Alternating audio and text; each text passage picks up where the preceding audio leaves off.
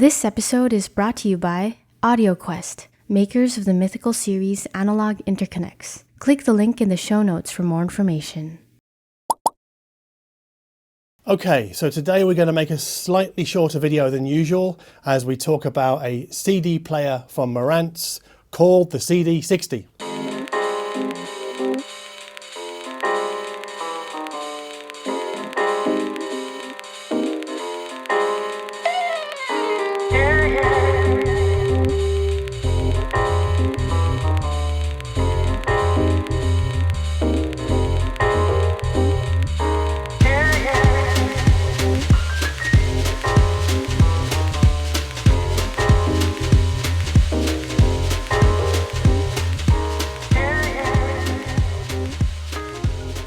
So when Marantz Europe sent me the Model 40N streaming amplifier that we reviewed a few weeks ago, I also asked if they would send me the matching, that's my word, CD player called the CD60.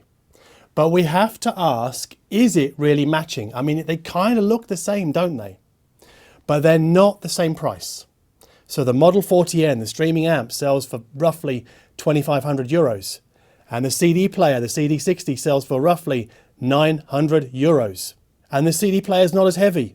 It's 7.5 kilos to the 40N 17.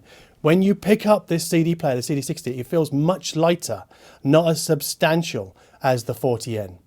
And that lack of sort of substance carries over to the remote controls as well. Because even though they might look the same, this is the 40N, this is the CD60. And I know that without even looking at the front because this one is much heavier. It feels, just nicer in the hand. This one feels, I guess, what you'd call price appropriate for a $900 CD player. And the CD60 features none of the 40N's side-firing illumination. And when you get up close and you sort of tap the chassis as well, you kind of realize that the CD60 doesn't quite have the last ounce of polish that the 40N has. Again, price appropriate. So then I turned my attention to the headphone amplifier sockets on each, because there is one on the CD60, and as we know from the 40N review, the headphone amplifier that sits behind the 1/4-inch socket on the front of the 40N is very, very good indeed.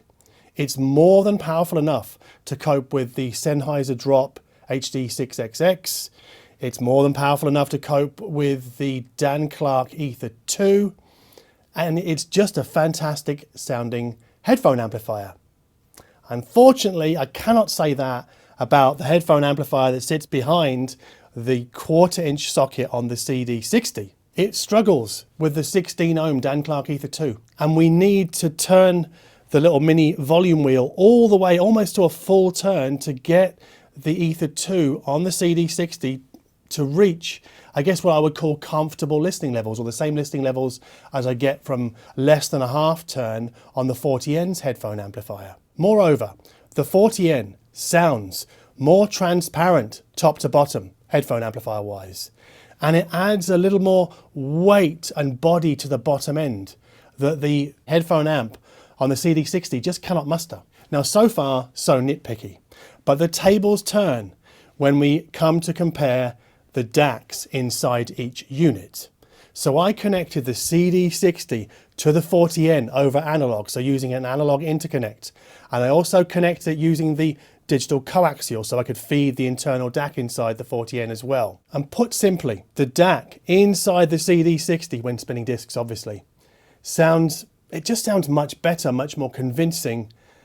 I'm not going to say musical, but it just sounds better than the DAC inside the 40N. Obviously, I'm feeding the 40N's DAC from the CD player's digital output. And behind headphones, what I notice is that the CD60 gives us a wider head stage. It sounds a bit warmer in the mids. And it just sounds a bit fleshier and more substantial than the DAC inside the 40N, coming out the same headphone socket on the 40N. Now, to be clear, the deltas between the CD60's internal DAC and the Model 40N's internal DAC are not enormous. They're not night and day. This one doesn't blow that one out of the water or destroy that one, not at all. But it is noticeable, and it's something that I think people should really know about before considering buying either of these things. for our side-by-side comparison today, we're pulling out the only other sort of sub €1,000 CD player that I have in this house, and that is the CD11 Tribute from Rotel. And in a weird sort of like story twist, the tribute part of the Rotel refers to sort of development or extra work done on that original CD11 done by a chap called Ken Ishiwata. And Ken Ishiwata previously worked for Marantz for many years. And the Rotel sounds a little more lit up than both the CD60 and the 40N. And it's not quite as full sounding in the low end as either of the Marantz products. Flipping it over, the Marantz CD60 sounds a little bit more languid, but a little bit more lush than the Rotel CD11 Tribute. It sort of seems to lack the Rotel's rhythmic propulsion. So that's what the Brits call Pratt, pace, rhythm and timing. So if that's your thing, you're probably going to prefer the Rotel to the Marantz CD60. But if you like that sort of more graceful, relaxing, warmer, more voluptuous sound, then you're probably going to want the Marantz CD60.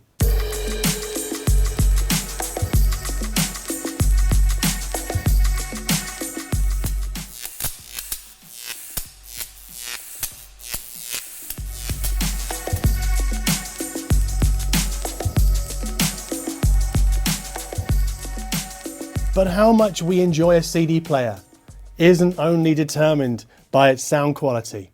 Aesthetics and haptics and general sort of usability also matter.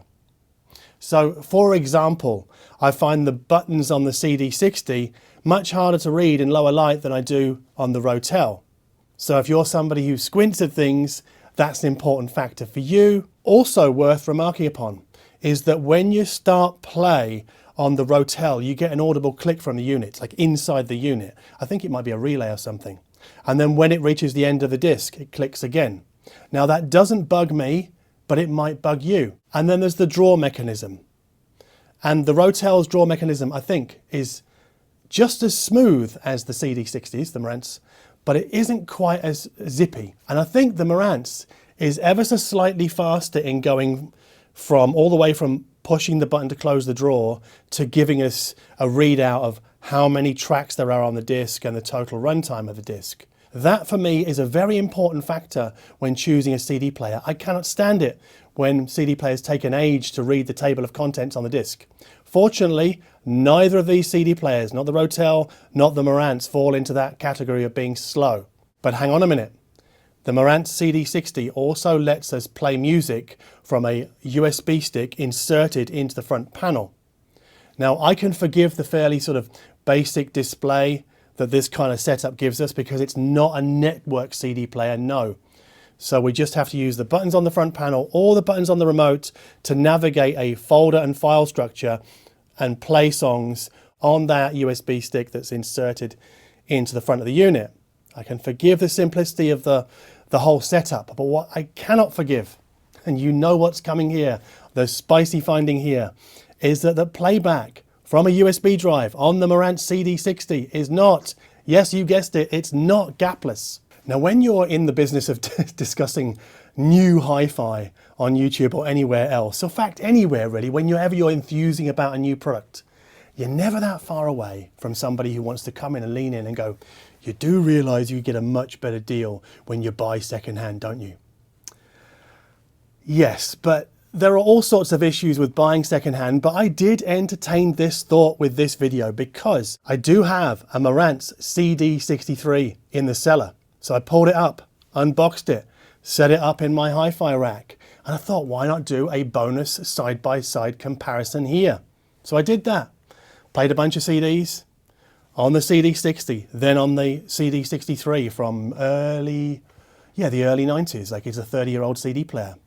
And I would say that the CD63 is emphatically warmer than the newer CD60, but it's also more congealed. You don't get the layer separation or the detail or really the kind of overall transparency of the CD60. The CD60 better separates music's instrumental layers, and it gives us a crisper, cleaner view on the music, but it's not as crisp or as clean as the Rotel CD11 Tribute. Now, each of these CD players mentioned in this video, they all have slightly different presentations. Not wildly different, but slightly different. The delta between the two Marantzes is bigger than the delta between the Marantz and the Rotel. And I think different kinds of listeners will prefer different kinds of presentations like that. Some people will prefer the warm, sort of more congealed, I guess they would call it musical sounding CD63. Some people will prefer the sort of crisper, more alert, snappier sounding Rotel. And some people will like the sort of, I guess it's the sort of the Goldilocks in between those two, CD60, where it has a little bit of warmth and a little bit of crispness and sort of mixes those together. But whichever of those CD players sounds like your preference, my finding is that compared to the Model 40N, all three CD players to me sound more satisfying, more easeful, more relaxing, more engaging than the streaming DAC inside the Model 40N. And if you think I'm being a little bit harsh on the 40N here, then I'd also say that these three CD players, whichever one, well maybe not the CD63, that actually sounds closest in my book to the analog output of the Bluesound Node, the latest version. So I think the Rotel and the Marantz CD60 sound better as digital front ends than the Bluesound Node. There's no doubt about it that CDs are more expensive than streaming. They're nowhere near as convenient as streaming. And we don't have the library size, or I don't have the space for like millions of CDs here, which is effectively what we find on Tidal, Qobuz, Deezer, Amazon, right? So I'm not trying to pit CDs against streaming from a functional point of view, because CDs will never win that war. But in terms of sound quality, once again, I find that CD players just seem to sound a little bit better when compared to price comparable streaming solutions. I think that's interesting. If you think that's interesting, then please consider giving us a like down below. If you like my attitude towards high-end audio or hi-fi products, in that I'm not prepared to give up on the CD, in fact, not at all, then please consider subscribing to this channel. And as always, whatever you do, enjoy the music.